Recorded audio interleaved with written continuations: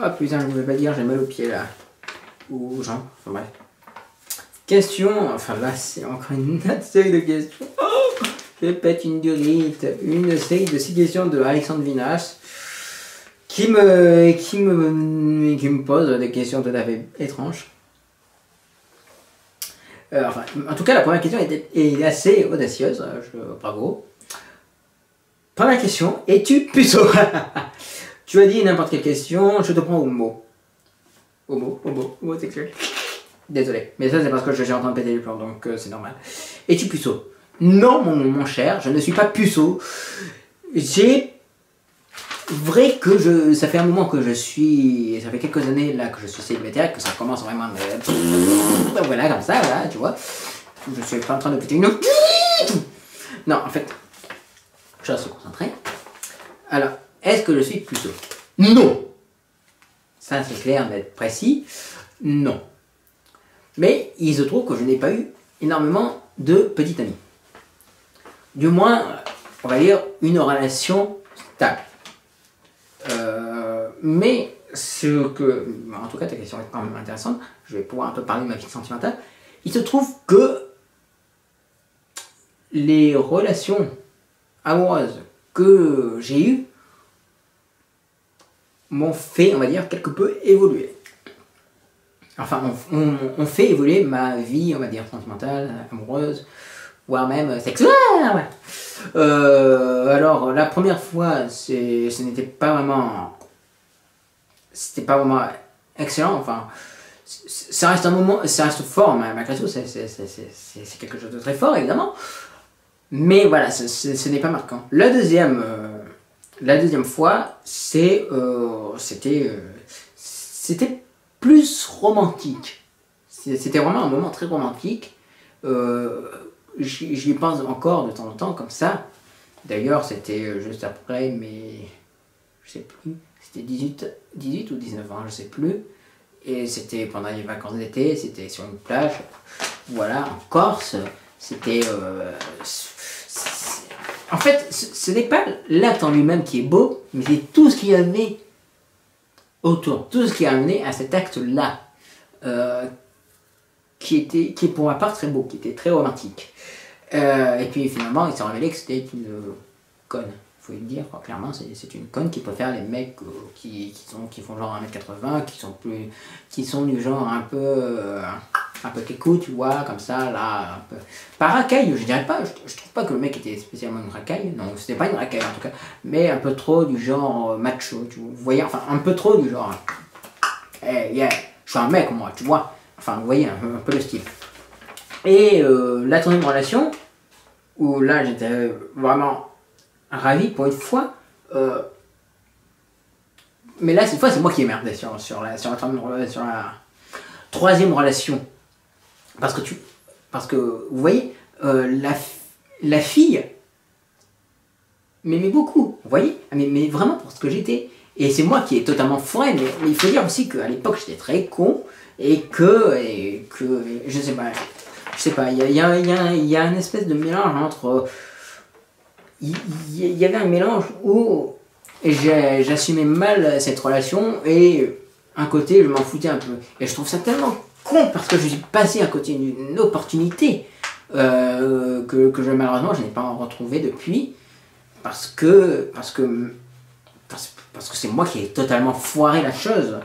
Et voilà, c'est moi le responsable, et pas la fille, parce que la fille, enfin cette fille-là est une personne tout à fait remarquable, tout à fait gentille, très jolie par ailleurs, avec qui j'ai gardé quand même de bonnes relations amicales, mais je reconnais que c'est totalement ma faute, c'est moi qui ai foiré la chose, et voilà, et j'ai le droit d'être blâmé, vous avez le droit de me blâmer, parce que j'ai fait le con. Et j'en paye les conséquences, parce que depuis cette relation, je n'ai, voilà, plus de copine, enfin, je n'ai toujours pas une copine, une petite amie officielle. Super. Je me félicite, bravo, bravo mon con, mais vraiment tu peux aller te tirer une balle, tu vas aller te prendre, tu peux aller te piquer je ne sais pas, tu peux aller te piquer, tu peux aller prendre une dose de cyanure, voilà, bref. Bravo, mec, tu peux être fier de toi. Bravo, bravo, franchement, bravo, bravo. Ah, mais si je pouvais m'applaudir, je m'applaudirais. Ben oui, là je peux m'applaudir. Voilà, c'est parti. Je vous rassure que je ne suis pas sous cocaïne, mais je suis en train de vraiment péter une durette, parce que j'ai vraiment faim là. Et tes 3 réalisateurs préférés. J'ai déjà répondu à ta question, et déjà que je ne peux pas donner un réalisateur. 3 réalisateurs, c'est tout aussi impossible. Donc, tu regarderas au début de la vidéo. Enfin, au début de la vidéo, là où j'en parle. Mais je ne sais pas, je ne sais pas quand j'en parlerai. Mais voilà, voilà. Oh là là, oh putain, je suis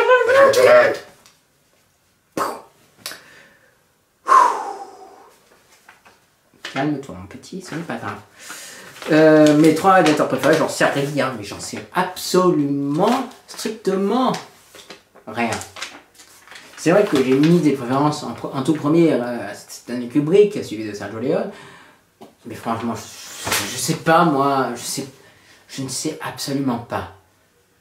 J'ai trop de réalisateurs préférés pour dire lequel j'aime et lesquels j'aime. Je ne peux pas, je suis désolé, je ne peux pas, Alexandre.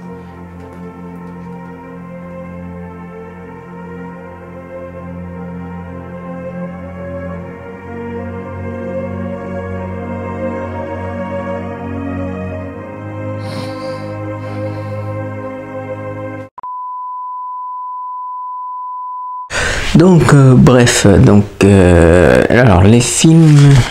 Alors, bref, alors les films que tu attends le plus cette année, au moins les 5 que tu attends vraiment. J'en ai pas vraiment 5, du moins on va dire qu'il y en a 2 que j'ai déjà vus, donc ça va. Donc il en reste 3. Alors, les films que j'attends, t'es au courant maintenant, donc c'est Godzilla qui va sortir en mai, tu as Dragon 2, voilà, qui va sortir cet été, et il y a Trax, ou Trax, qui je sais pas quand est-ce qu'il va sortir en France celui-là, mais en tout cas je l'attends. J'espère qu'il sortira cette année en France. Voilà. Et puis les 2 autres que je voulais voir, je les ai déjà vus. Donc c'était la fourmi, enfin minuscule, la vallée des fourmis perdues. Et l'autre, je sais plus. Enfin bref, de toute façon, les films il y en a déjà 2 que j'ai vus, donc c'est bon. Et les 3 autres, j'attends avec impatience. Que penses-tu de la nouvelle BA des Gardiens de la Galaxie?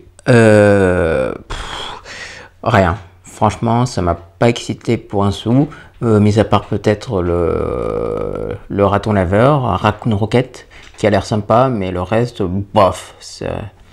Je trouve ça bof. La bande-annonce, voilà, elle présente juste, du moins, c'est la bande-annonce que j'ai vue des Gardiens de la Galaxie, c'était juste la présentation des personnages et non, je suis même pas titillé pour un sou. Ça m'a pas plus excité que ça en finale. Mis à part le raton laveur, car il a l'air vraiment cool et complètement fou. Mais le reste, bof. Non, non. Non, franchement, je n'attends pas du tout les Gardiens de la Galaxie. Que penses-tu de la dernière BA de The Amazing Spider-Man 2, qui a l'air de surpasser le premier déjà? Avoir 3 méchants dans un même film peut être énorme, sans compter l'action gigantesque, et ce deuxième Amazing Spider-Man a se rapproché beaucoup des comics, surtout visuellement. Le costume de Spidey a changé, ressemble plus à celui des comics book. Qu'est-ce que je pense de la BA? Rien du tout, tu vois, encore une fois je pense, mais alors j'en ai rien à cirer de The Amazing Spider-Man 2, j'irai voir évidemment, mais franchement, qu'est-ce que ça m'a l'air nul.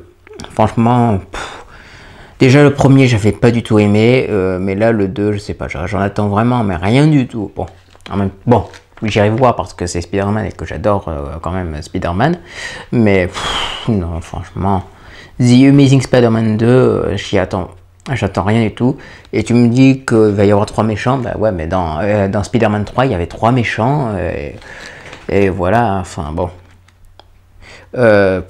L'action gigantesque, ouais, bof, je sais pas, on verra. Mais franchement, je l'attends pas du tout, mais alors pas du tout, ce The Amazing Spider-Man 2. Et enfin, dernière question, que penses-tu de Martin Scorsese?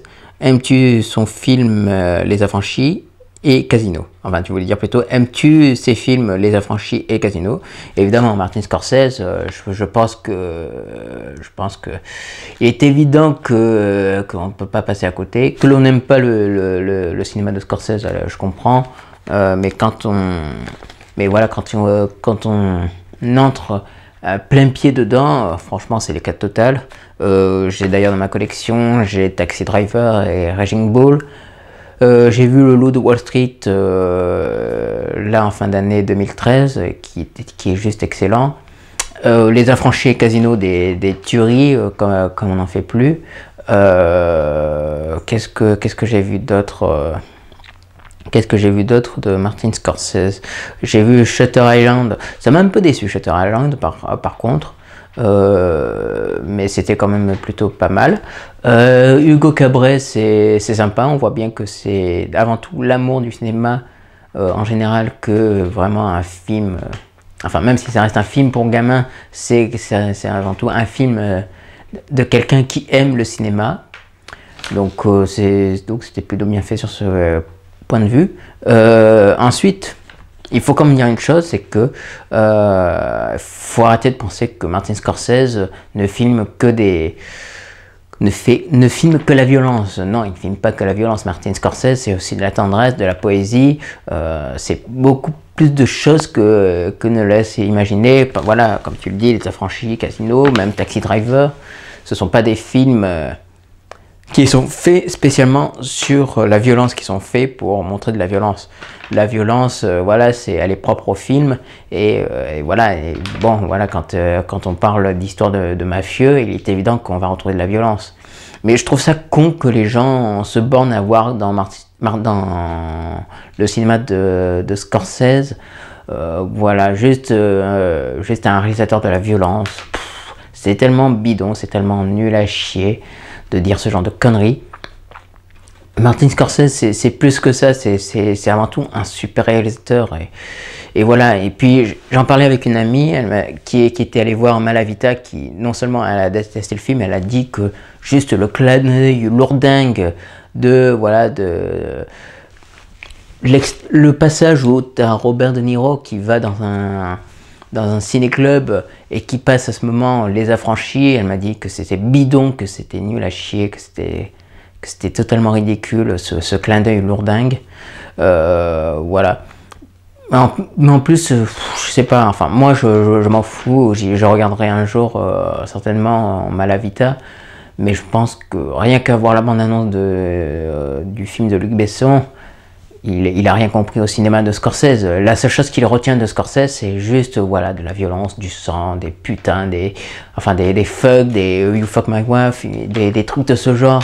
Il n'a pas retenu qu'il y a plus que ça. C'est vraiment des films sur des personnages. Évidemment, c'est sûr qu'il a tourné des films où les personnages principaux, ce sont des mafieux, mais il n'y a pas que ça. Il n'y a pas que ça dans le cinéma de Scorsese.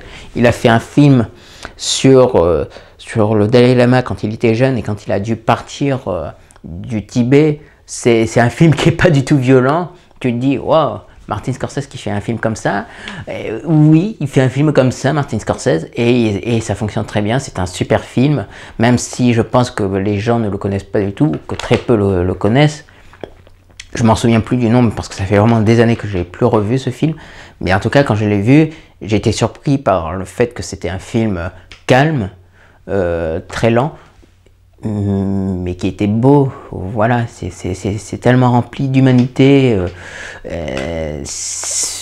Voilà, Martin Scorsese, ce n'est pas que de la violence, c'est aussi avant tout des hommes et des femmes. Bref, des personnages hauts en couleur et voilà, qui sont humains avant tout. Donc voilà, moi ça me casse les couilles quand des gens ne retiennent que de Martin Scorsese. Oh, mais c'est le réalisateur des Affranchis, et tu te rappelles de cette scène quand le mec il se fait éclater la tronche et tout, oh, c'était trop bien et tout, t'as vu comment il a filmé? C'est pas ça Martin Scorsese. D'ailleurs, je me rappelle, d'ailleurs on peut toujours le voir sur Allociné, ils ont fait, il y a plein d'émissions qui font Allociné, et ils posaient la question à Martin Scorsese quelle était sa scène préférée, et il citait sa scène préférée dans Les Chaussures Rouges, qui est un film, voilà, sur une une jeune danseuse, si je me souviens bien, une jeune danseuse, chanteuse, jolie, et voilà, et il disait que voilà, sa scène préférée, c'était au moment où elle rencontre un type et qu'il lui demande pourquoi elle fait ça, et elle dit que pour elle, danser, chanter, c'est plus que simplement un boulot, c'est son unique raison de vivre. Et lui, il expliquait que voilà, pour lui, que voilà, le fait qu'elle explique que pour elle, s'exprimer ainsi, s'exprimer en dansant ou en chantant, c'était sa façon de vivre. Et on voyait bien que le type, et on voyait bien que Martin Scorsese disait que voilà, quand il filme, c'est sa vie, c'est sa façon d'exprimer. Et voilà, donc il expliquait la chose, bon, il explique de manière plus claire. Et juste en dessous de la vidéo, on voyait « Oh, Martin Scorsese aime ce film. Oh, ben j'aurais pensé qu'il aurait cité un film, je sais pas, un peu plus violent, ou un extrait de film violent. » Voilà, les gens ont en tête que Martin Scorsese, voilà, c'est le sang, c'est la violence, c'est les fuck shit, motherfucker. Alors que Martin Scorsese, c'est beaucoup plus compliqué que ça. Mais voilà. Donc voilà, oui, j'aime le cinéma de Scorsese, et je trouve que voilà, c'est un cinéaste qui montre, on pourrait croire qu'il montre des choses bêtes, stupides, mais non, c'est plus subtil que ça. Voilà, donc Martin Scorsese, un des meilleurs, et c'est franchement comme ça, Martin Scorsese. M'a jamais déçu en tout cas. À part peut-être Shutter Island, sur quelques points, mais sinon c'est comme ça, Martin Scorsese.